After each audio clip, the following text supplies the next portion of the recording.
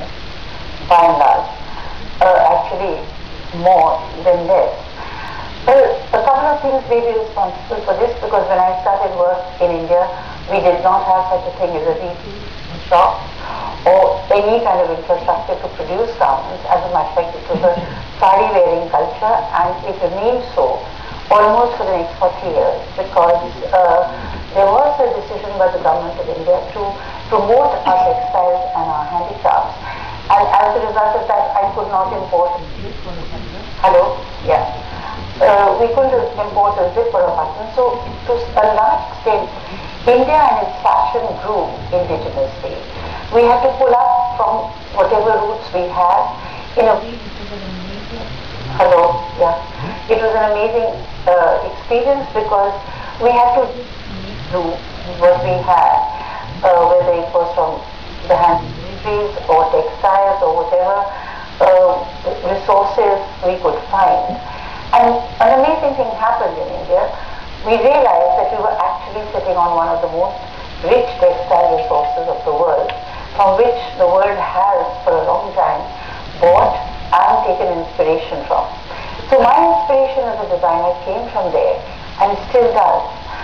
We are in a country which is very multi-layered. If yellow is the color of the fashion in Europe, it doesn't touch us. It may affect a little bit of the metropolises, but even not that. So we still are a country which runs with its religious festivals, and it is fairly rooted in a tradition. Having said that, within that tradition, there are generations today that are being made to suit the newer generation, but to a large extent, the Indian psyche remains fairly rooted in its own aesthetics.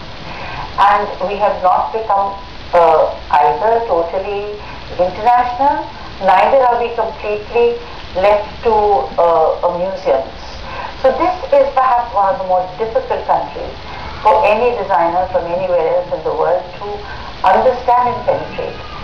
Largely what does seem to be happening is the luxury goods coming to India, and in pockets where we are not very good at doing things like shoes and handbags, we really enjoy that experience of being able to buy those.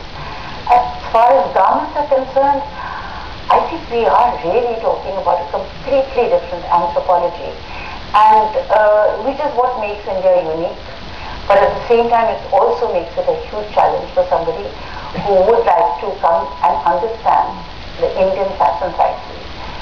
I think I put it as questions to you rather than showing you images of wonderful women wearing saris and wearing lehengas and so on. I think you're all conversant with those images. So, I mean, I would rather just take questions if that's